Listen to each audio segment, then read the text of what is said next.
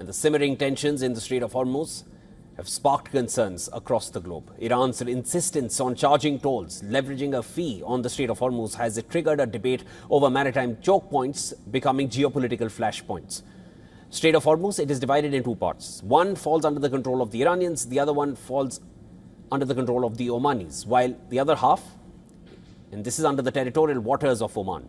The waterway provides the shortest sea route from East Asia to West Asia and Europe, and vice versa as well. Vessels continued to pass through the strait before US and Israel launched attacks on Iran on the 28th of February this year.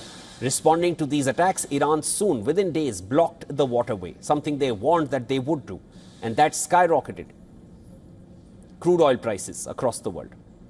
Tensions eased after US and Iran agreed on a memorandum of understanding last month in June, and the agreement sought to end hostilities and open the Hormuz Strait, but Iran continued to insist that any vessel passing through the strategic waterway must take a nod from Iran's authorities. Iran and Oman have designated two separate routes for vessels to pass through the Strait of Hormuz. Iranian route passes through the north, while the Omani route passes through the south, avoiding Iranian route completely, and vessels started passing through the Hormuz Strait via Oman-controlled waters, but Iran did not allow that. Iran launched attacks on a number of vessels. These are commercial vessels, and this triggered a fresh wave of confrontation with the US. To break the impasse over Hormuz, countries are now looking at another choke point, and that connects the Indian Ocean to the Pacific Ocean, the Strait of Malacca. Oman has reportedly prepared a plan based on principles used in the governance of the Strait of Malacca.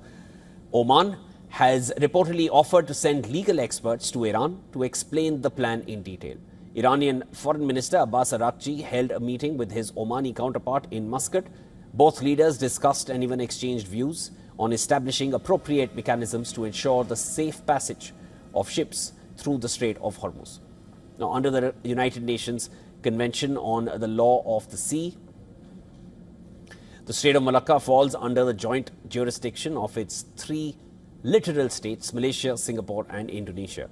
Three nations share responsibility for navigation safety, environmental protection and security in the Strait of Malacca. Meanwhile, Gulf nations are growing concerned over the future of the Hormuz Strait.